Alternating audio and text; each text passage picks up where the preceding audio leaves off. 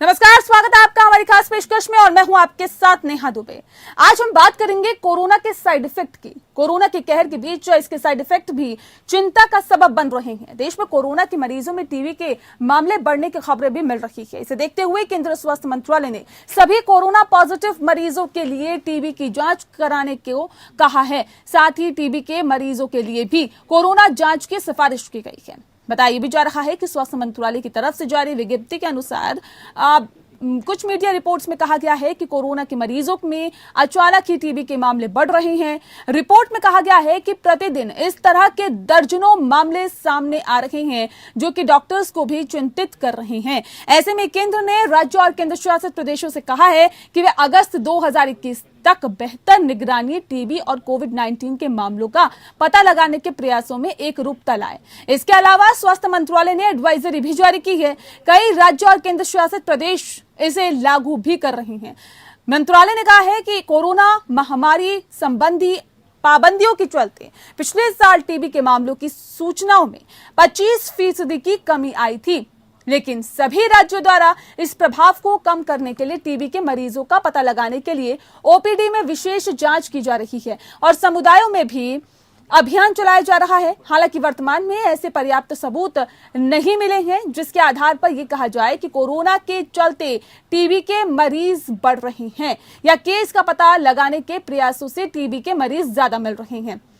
TB और corona की दोहरी बीमारी को इस तथ्य के माध्यम से अधिक उजागर किया जा सकता है। दोनों बीमारियों को संक्रामक माना जाता है और खास तौर से दोनों संक्रमण फेफड़ों पर हमला करते हैं। इनके रोगियों में खांसी, बुखार और सांस लेने में कठिनाई जैसे लक्षण पाए जाते हैं। वहीं कोरोना ने लोगों को शारीरिक रूप से कहीं ना कहीं और मानसिक रूप से भी कमजोर कर दिया है। कुछ लोग कोरोना से उबर गए, उन्हें अवसाद ने घेर लिया। अब मेनिनजाइटिस यानी दिमागी बुखार जैसी बीमारियां अपनी गिरफ्त में उन लोगों को ले रही है। ग्वालियर के एक अस्पताल में न्यूरोलॉजी विभाग में दिमागी बुखार बढ़ने वाले मरीजों की तादाद भी बढ़ रही है। मनोचिकित्सक के मुताबिक कोरोना के ऐसे मरीज जो कोरोना को हरा चुके हैं, उनमें नींद की कमी, खान पान में अरुचि से कमजोरी, घबराहट और अवसाद में जाने की शिकायतें बढ़ी है। इससे लोगों की रोग प्रतिरोधक क्षमता पर भी बुरा असर पड़ा है। इस कारण लोगों में दिमागी बुखार सहित अन्य मानसिक और शारीरिक रोग पैदा होने की आशंका बढ़ गई है। कोरोना के साइड इफेक्ट क्या है? क्या कोरोना से संक्रमित हुए लोगों को टीबी होने की संभावनाएं ज्यादा है? इससे कैसे बचा जा सकता है? जानेंगे विशेषज्ञों से उनकी राय और इस पूरे विषय का विश्लेषण करने की आज हम कोशिश करेंगे।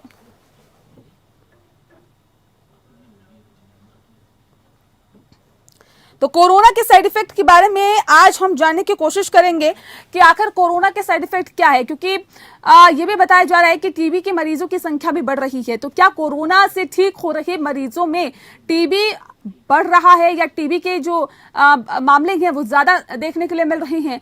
इस पे आज हम तफसील से चर्चा करेंगे। फिलहाल आपको बता दें कि स्वास्थ्य मंत्रालय ने भी ये कहा है कि कोरोना के मरीजों की जांच हो, टीबी की जांच होनी चाहिए, ताकि ये पता लग सके कि क्या वाकई कोरोना के जो मरीज थे जो कोरोना को हरा चुके हैं, उनमें ही टीबी के मामले ज्यादा आ रही हैं। आज इस विषय पे हम तफसील से चर्चा करेंगे। हमारे साथ खास मेहमान मौजूद है, उनसे आपका परिचय करा देते हैं।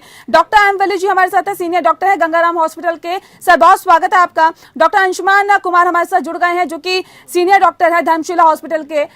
डॉक्टर अंशुमान, आपका भी बहुत स्वागत है। सबसे पहला सवाल मेरा डॉक्टर वली आपसे है, सर इसे किस तरह से देखा जाए और क्या वाकई ये कहा जा सकता है कि कोरोना से ठीक हुए मरीजों में टीबी ज्यादा मिल रहा है या फिर टीबी से ग्रसित वो लोग ज्यादा हो रहे हैं? बहुत अच्छा आपने आज का मसला चुना है जी। सबको पता है ट्यूबरकुलोसिस की बीमारी अभी तक इरेडिकेट नहीं हुई है, काफी देखी जाती है, खासतौर से गाँवों में ज्यादा देखी जाती है। इसके कई कारण हैं। आज जो आपने मुद्दा उठाया है बहुत समझने वाला मुद्दा है। इसकी रोकथाम और इसको डिटेक्ट करने के बहुत कॉमनैलिटीज हैं बिटवीन कोरोना एंड टीबी। सबसे पहले तो जब हम कोरोना के मरीज का इलाज करते हैं तो उसका हम एक्सरे करा के देखते हैं तो उसमें संभावना टीबी के डिटेक्शन की बढ़ जाती है। दूसरा, कोरोना के बाद की चूंकि इम्यून सिस्टम कमजोर हो जाता है टीबी के टचमेंट की या पहले से पड़ी हुई छुपी हुई टीबी या जो बंद पड़ी हुई टीबी है उसका रिक्रूटेशन जाता है, उगा शरीर। तीसरा यह है कि बच्चों के लिए ये चीज बहुत रेलेवेंट हो जाती है क्योंकि वो बच्चे जिनको वैक्सीनेशन प्रॉपर हुआ है वगैरह का, उसमें एक तो ये है कि संभावना कम होती है, दूसरे ये कि उनको कुछ न कुछ हद तक प्रोटेक्शन कोरोना से मिलता है। चौथी बात यह है कि अब हम ध्यान केंद्रित कर रहे हैं अपना छाती की बीमारियों पर। छाती की बीमारियों में हमारे देश में अगर बोला जाए तो सबसे कॉमन बीमारी टीबी की है। कोरोना के बाद का होना स्वाभाविक है। कोरोना के साथ टीबी का निकल जाना, कोरोना के ठीक होने के बाद उसका एक्सरे में बच जाना और दिखाई देना, ये सारे कॉम्प्लिकेशंस हैं जिसकी वजह से हम ये कह रहे हैं। और पांचवी बात यह है कि कोरोना के बाद जैसा आपने अभी बताया सारी क्षमताएं, सारी फैकल्टी जो है वो कमजोर हो जाती हैं और उसमें टीबी का संक्रमण बढ़ने का बहुत ज्यादा चांस हो जाता है क्योंकि हमारी जो टी सेल जिसके जरिए इम्यूनिटी होती है वो कोरोना में बहुत बड़ी तादाद में प्रभावित होती हैं। तो ये सब मिले जुले फैक्टर्स हैं जिसकी वजह से हम कह सकते हैं कि टीबी का संक्रमण या तो ज्यादा दिखाई देने लगा है, एफिशिएंटली डायग्नोस है, या कोरोना के साथ टीबी बढ़ रही है। दोनों कॉम्बिनेशंस पॉसिबल है। जी डॉक्टर अंशुमान, मैं आपसे भी समझना चाहूंगी सर, क्या वाकई जैसे हम पोस्ट कोविड मरीजों की बात करते हैं, कोरोना के ठीक हो जाने के बाद क्या अगर खांसी, बुखार या सांस लेने में कठिनाई या फिर सांस फूलना, ये तमाम जो दिक्कतें हैं वो मरीजों में देखने के लिए मिल रही है, क्या अब ये भी कहा जा सकता है कि टीबी भी इसी वजह से हो रहा है? क्योंकि दोनों ही कहीं ना कहीं बीमारियों में अटैक कहीं ना कहीं लंग्स पर ही होता है, तो क्या ये भी इसकी एक वजह रहती है? जी नेहा, आपने सवाल उठाया दोनों में ट्यूबरक्लोसिस टीबी का कनेक्शन क्या है? कनेक्शन ये रिकवरी के बाद क्या होगा? रिकवरी के पहले समझने की जरूरत है कि दोनों रेस्पिरेटरी ट्रैक्ट सिम्टम्स मतलब खांसी, दम में सांस फूलना इस तरह के लक्षण लेकर प्रेजेंट करते हैं। एक संभावना है कि ट्यूबरक्लोसिस लेटेंट हो, मतलब ट्यूबरक्लोसिस मरीज को आमतौर पर डिटेक्ट नहीं होता, अभी खांसी हुई अभी डिटेक्ट हो गया क्योंकि कोरोना का काल चल रहा है। दूसरा, ट्यूबरक्लोसिस का मरीज हो, कोरोना डिटेक्ट नहीं होता, एसिम्प्टोमेटिक था कोरोना, लेकिन क्योंकि कोरोना का काल चल रहा है आपने कोरोना टेस्ट किया, कोरोना पॉजिटिव गया, तो ये दो तो हो गए कि साथ साथ दोनों चलने वाले। एक संभावना हो सकती है रिकवरी के बाद। रिकवरी के बाद जैसा आपने देखा कि इम्यूनिटी डिसरेगुलेशन मतलब गड़बड़ी के कारण ब्लैक फंगस हुआ, लिवर में एक्सेस हुआ और सारी बीमारियां हो रही थी। यही स्थिति हुई थी जब HIV एड्स की बीमारी कॉमन हुई थी। उस समय अमेरिका में टीबी की संख्या ना के बराबर हो चुकी, जब फिर से ट्यूबरक्लोसिस के मरीज बढ़ने लगे। अभी वही देखा जा रहा है कि ट्यूबरक्लोसिस के मरीज बढ़ने लगे। ये है कोरोना के कारण इम्यूनिटी डिसरेगुलेशन के कारण जो लेटेंट ट्यूबरक्लोसिस होता है। इंडिया मानते हैं लेटेंट ट्यूबरक्लोसिस का मतलब है जो आपके शरीर में ट्यूबरक्लोसिस का बैक्टीरिया कीड़ा मौजूद है लेकिन शांत पड़ा हुआ, आपको तंग नहीं कर रहा है, वो एक्टिवेट हो जा रहा है। या आप बाहर से दूसरे किसी व्यक्ति से ट्यूबरक्लोसिस का बैक्टीरिया एक्वायर करते हैं और ट्यूबरक्लोसिस की बीमारी आने लगती है। लक्षण वही है। अंतर सिर्फ क्या होगा, कोरोना के लक्षण यूजुअली आपको संक्रमण के 5 दिन बाद आ जाते हैं और 2 दिन में काफी सीवियर रूप ले लेता है, जबकि ट्यूबरक्लोसिस वाले लक्षण और इसके अंतर क्या होगा, अगर कोरोना से रिकवरी आपकी हो गई, आप ठीक रहे, 2 हफ्ते 3 हफ्ते ठीक रहे और फिर से खांसी होने लगी और बुखार आने लगा और ये खांसी 2 हफ्ते से ज्यादा आपकी चल रही हो, बुखार 2 हफ्ते से ज्यादा चल रहा हो या भूख में कमी हो, या एक खास दिक्कत है कि शाम के समय, शाम को 5-6 बजे 7 बजे बुखार ज्यादा आता हो या पसीने आते हो, पसीना ज्यादा आता हो, तो ये ट्यूबरक्लोसिस का लक्षण है कोरोना से रिकवरी के बाद। इस पे खास ध्यान देने की जरूरत है। बिल्कुल, इस तरह के मामलों पे खास ध्यान देने की जरूरत है। डॉक्टर वली, मुझे ये भी बताइए कि कोरोना के दौरान ऐसे कौन से एहतियात बरते जाए कि बाद में कम से कम टीबी जैसी बीमारियां उनको अपनी गिरफ्त में ना ले? क्या कुछ ध्यान रखे मरीज?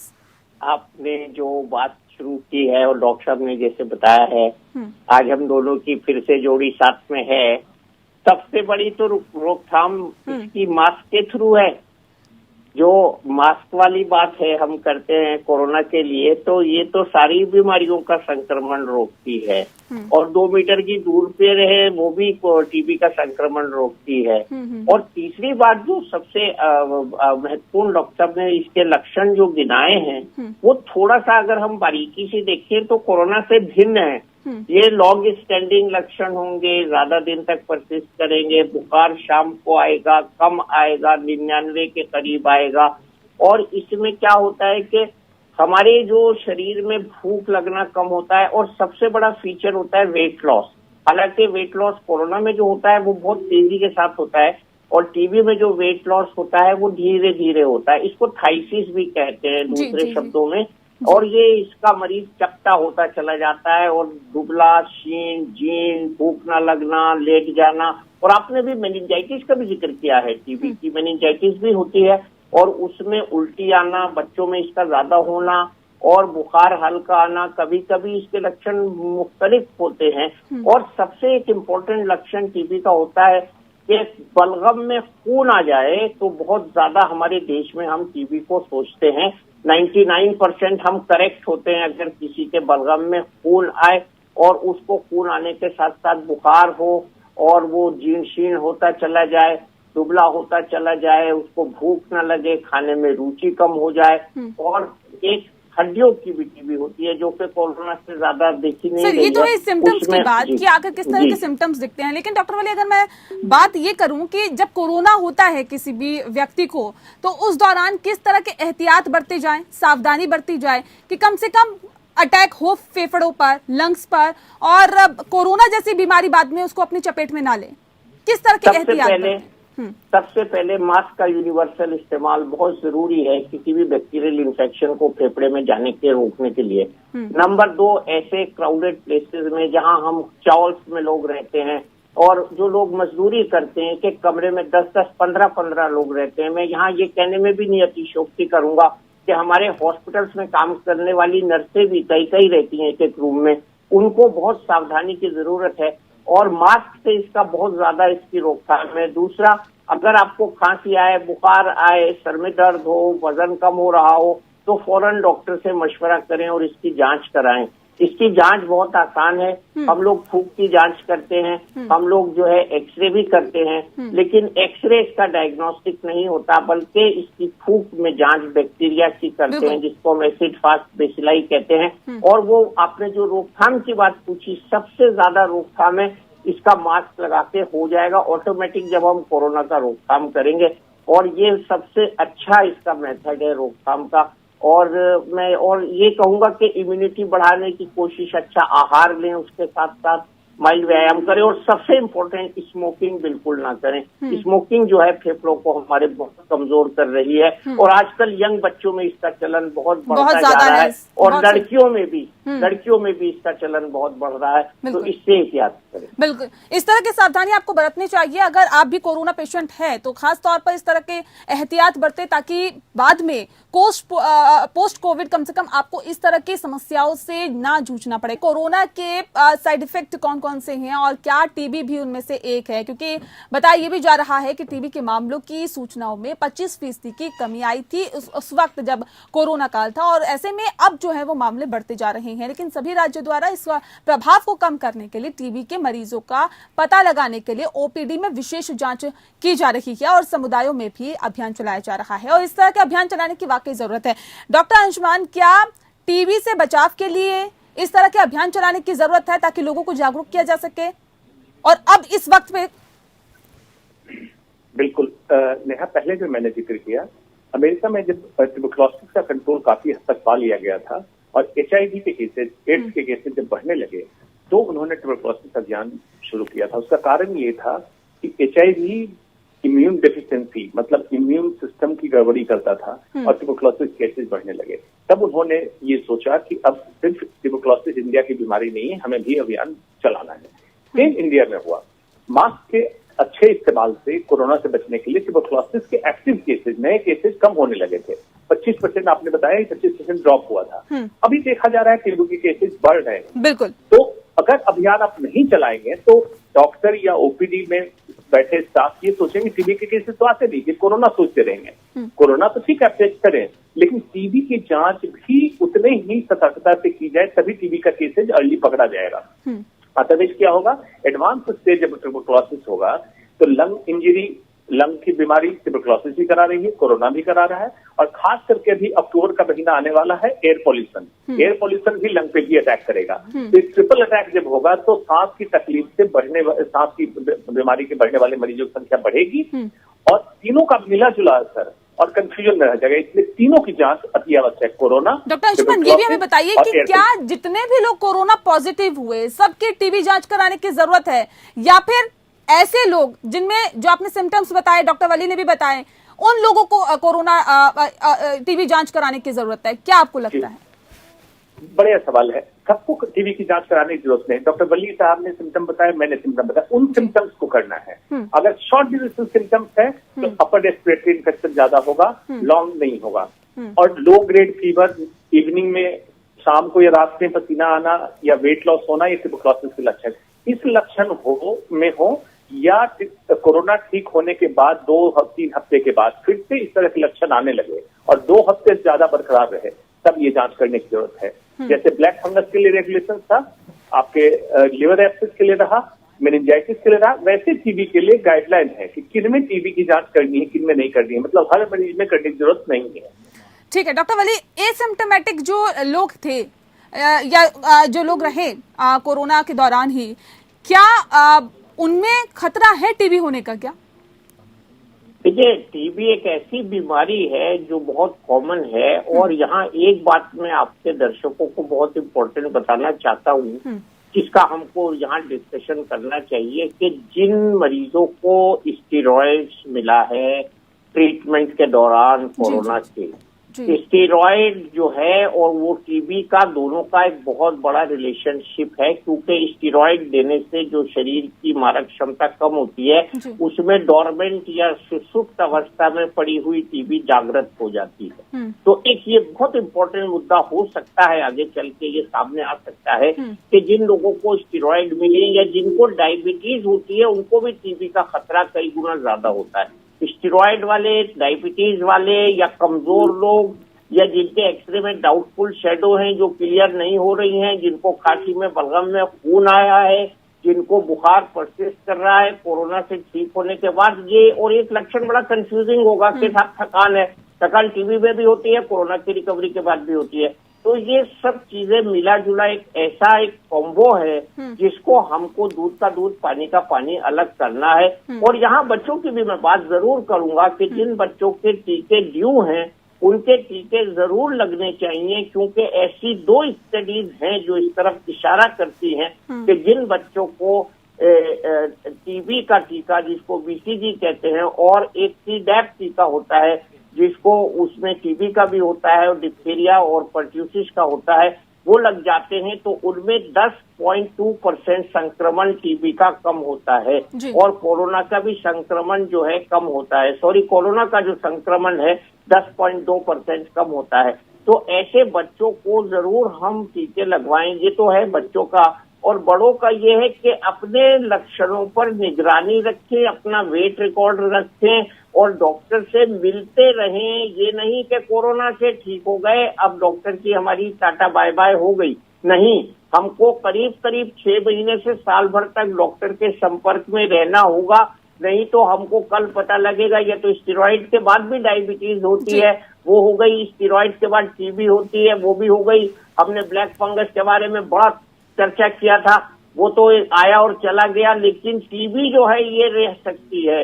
स्टेरॉइड के एक्सपोजर के बाद डायबिटीज हो सकती है, और स्टेरॉइड, डायबिटीज और टीबी का ये जो एक त्रिकोण है, इसको हमको ब्रेक करना पड़ेगा। बिल्कुल ब्रेक करना पड़ेगा, और सतर्कता बहुत जरूरी है डॉक्टर वली, जिस बात का आप जिक्र लगातार कर रहे हैं। डॉक्टर अंशुमान, मैं आपसे जानना चाहूंगी कि खासतौर पर अगर हम दोनों बीमारियों की बात करें तो फेफड़ों में संक्रमण होने की वजह से दोनों बीमारियां कहीं ना कहीं लेती है, और ऐसे में इनके रोगियों में खांसी, बुखार, सांस लेने में तकलीफ, या फिर पोस्ट कोविड अगर हम देखें तो नींद ना आना, शरीर में थकावट लगना, मानसिक तौर पर कमजोर कहीं ना कहीं कर देती है ये बीमारियां। ऐसे में अब जो मरीज ठीक हो चुके हैं कोविड से, वो क्या करें कि इस तरह के के कहीं ना कहीं अवसाद उन्हें ना घेरें?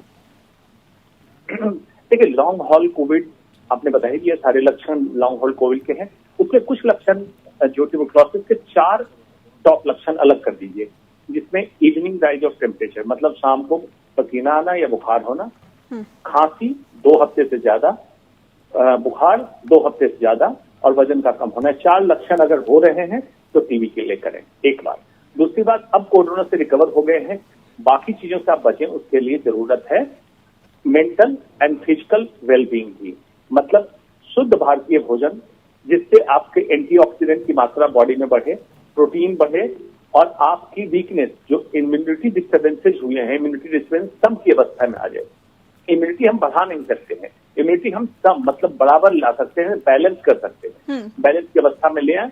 मेंटल एक्सरसाइज के लिए जो भी फॉलो अप करते हैं, जिस चीज के लिए, स्पिरिचुअल इंक्लिनेशन के लिए, इसके लिए आप उसको फॉलो करें, ताकि आपका उसका भी रोल है मैक्रोफेज और नॉन स्पेसिफिक इम्यूनिटी को बढ़ाने में। एंड फिजिकल वेलबींग, कुछ फॉर्म का एक्सरसाइज करें ताकि लंग कैपेसिटी आपकी बढ़े और मसल पावर, मसल एंड्योरेंस आपकी बढ़े, जो आपको इस तरह की चीजों से बचाए। बिल्कुल, तो इस तरह की चीजों से बचना है तो जाहिर तौर पर इन तमाम चीजों को आपको मानना होगा, फॉलो करना होगा, तभी आप पोस्ट कोविड अपने आप को स्वस्थ रख सकते हैं। बहरहाल बहुत शुक्रिया डॉक्टर अंशुमान। डॉक्टर वली, आपका भी बहुत शुक्रिया हमारे साथ इस खास कार्यक्रम के माध्यम से जुड़ने के लिए। इसी के साथ हमारी इस खास पेशकश में इतना ही। नमस्कार।